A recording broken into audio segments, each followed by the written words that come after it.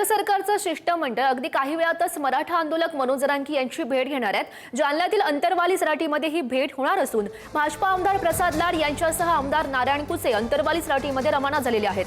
राज्य सरकारच्या वतीने लाड मनोज जरांगे यांच्याशी मराठा समाजाच्या विविध मागण्यांसंदर्भात चर्चा करतील। मराठा समाजाच्या विविध प्रलंबित मागण्यांसाठी मनोज जरांगे यांनी पुन्हा एकदा उपोषणाला बसण्याचा इशारा सुद्धा दिलेला आहे।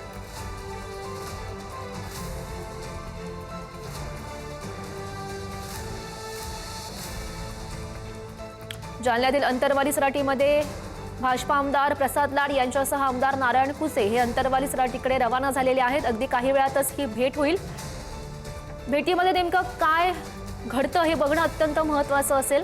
राज्य सरकारच्या वतीने लाड मनोज जरांगे यांच्याशी मराठा समाजाच्या विविध मागण्यांसंदर्भात चर्चा करणार आहेत। याविषयी अधिकची माहिती जाणून घेऊयात। आमचे प्रतिनिधी सचिन जिरे आपल्या सोबत आहेत। सचिन, कधीपर्यंत ही भेट होऊ शकते?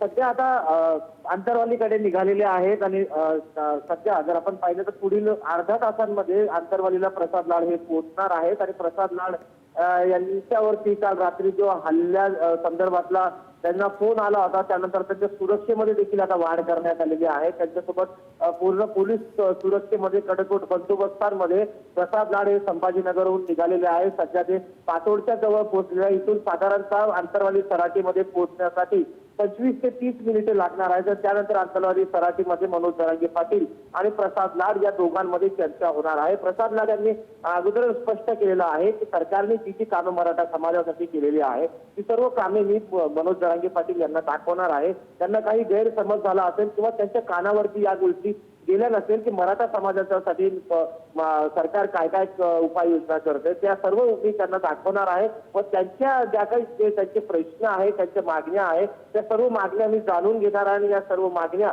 मी सरकार दरबारी मांडणार आहे आणि ते सोडवण्याचा प्रयत्न करणार आहे। अशा पद्धतीची प्रतिक्रिया प्रसाद लाड यांनी दिलेली आहे आणि काही वेळातच आता अंतरवाली सराटीमध्ये प्रसाद लाड हे पोहोचणार आहे। त्यानंतर ही चर्चेला सुरुवात होईल आणि चर्चेनंतर नेमकं काय तोडगा निघतो हे पाहणं महत्त्वाचं ठरणार आहे। नक्कीच सचिन, खरं तर चर्चेमध्ये नेमकं काय घडतंय, तोडगा निघतोय का हे बघणं अत्यंत महत्त्वाचं असेल। धन्यवाद दिलेल्या सगळ्या सविस्तर माहितीसाठी। Thank you.